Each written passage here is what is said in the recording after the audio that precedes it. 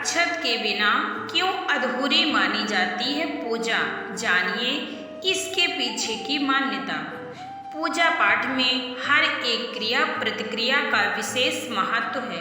हर एक ईश्वर को कई अलग सामग्रियों से प्रसन्न करने की प्रथा काफी लंबे समय से चली आ रही है और ऐसी मान्यता है कि पूजा पाठ में चढ़ाई गई सामग्रियों का अलग महत्व और इन्हें अर्पित करने का अलग तरीका है। ऐसी ही मान्यताओं में से एक है पूजा के समय अक्षत यानी कि चावल का प्रयोग करना।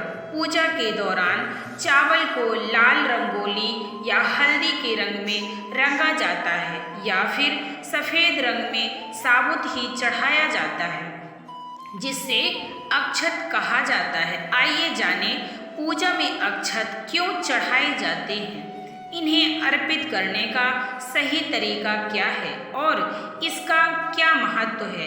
रंगोली या हल्दी से रंगे हुए साबुत चावल हर पूजा में चढ़ाना पूजा करने का हिस्सा है। ऐसी कई वस्तुएं हैं जो अलग अलग भगवान को अर्पित करना वर्जित है, जैसे शिवलिंग और गणेश जी में तुलसी की पत्तियां नहीं चढ़ाई जाती और तुलसी के पौधे में कुमकुम चढ़ाना वर्जित होता है। लेकिन अक्षत के बिना हर एक पूजा और हवन अधूरा माना जाता है।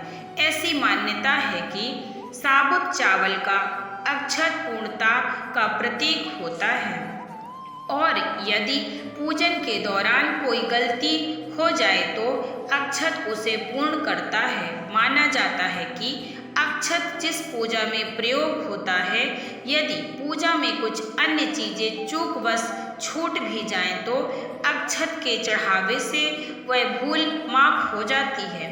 अक्षत यानी चावल के कुछ दानों का प्रयोग घर में सुख शांति और धन समृद्धि भी लाता है और इसके इस्तेमाल से घर अन्य धन से भर जाता है।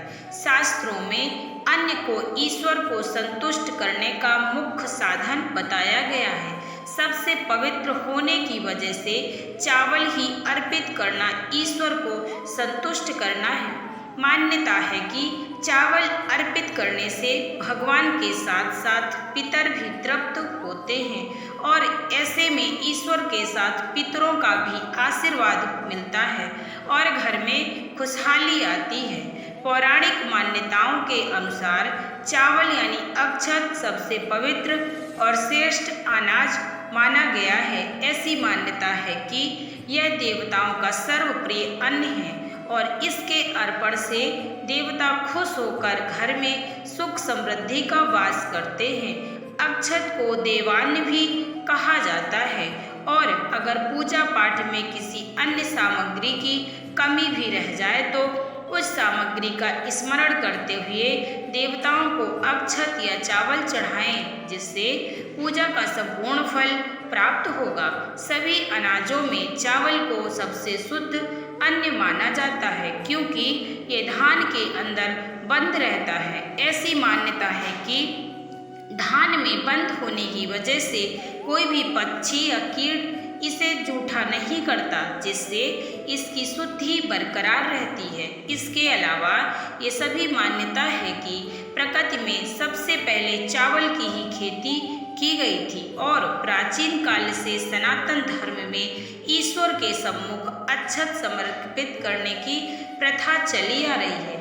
पूजा के दौरान लोग इस भाव के साथ भगवान को अक्षत अर्पित करते हैं कि हमारे पास जो भी अन्न और धन है वो आपका ही दिया हुआ है और आपको ही समर्पित है, अतः इसकी रक्षा करें। अक्षत का शाब्दिक अर्थ है जिसकी क्षति न हुई हो, अर्थात जब पूजा के दौरान चावल अर्पित करें तो वह पूर्ण होना चाहिए। भूल कर भी टूटे चावल भगवान को अर्पित ना करें। अक्षत पूर्णता का प्रतीक है, यानी यह टूटा हुआ नहीं होना चाहिए। चावल चढ़ाकर भगवान से प्रार्थना करें कि हमारे सभी कारण पूर्ण हों और पूजा का फल प्राप्त हो। अक्षत अर्पित करने से पूर्व ये ध्यान देना चाहिए कि चावल अच्छी तरह से साफ किए हुए हों, यदि चावल में कोई कीड़े हों या किसी तरह की गंदगी हो तो उन्हें पूजा में इस्तेमाल ना करें। ऐसा करने से पूजा का संपूर्ण फल प्राप्त नहीं होता है। पौराणिक कथाओं के अनुसार शिवलिंग पर चावल चढ़ाना बहुत ही फलदायी माना गया है। यदि आपके पास शिवलिंग पर चढ़ाने की अन्य सामग्री ना हो तब भी चावल चढ़ाने से पूजा का संपूर्ण फल मिलता है।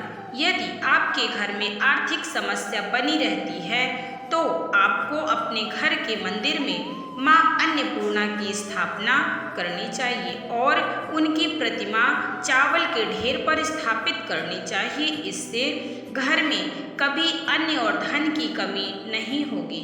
किसी भी तरह की कलश स्थापना से पूर्व चावल के दाने या अक्षत जरूर रखें। यहाँ तक कि यदि आप भगवान के पास दीपक प्रज्वलित करें तब भी उसके नीचे अक्षत रखना शुभ होता है। ऐसा करने से घर में सुख समृद्धि बनी रहती है। पूजा में यदि आप चौक बना रहे हो तो उसमें गेहूं के आटे के साथ अक्षत का भी प्रयोग करें। यहाँ तक कि तिलक लगाने के लिए भी अक्षत का प्रयोग करना शुभ होता है। इन सभी कारणों से पूजा के दौरान अक्षत अर्पित किए जाते हैं। साथ ही सही ढंग से चावल अर्पित करना आपकी उन्नति के मार्ग भी प्रशस्त करता है। अगर आपको ये वीडियो पसंद आया हो तो प्लीज़ मेरे वीडियो को लाइक और शेयर जरूर करें। सभी भक्तों को राधे राधे, जय श्री कृष्ण।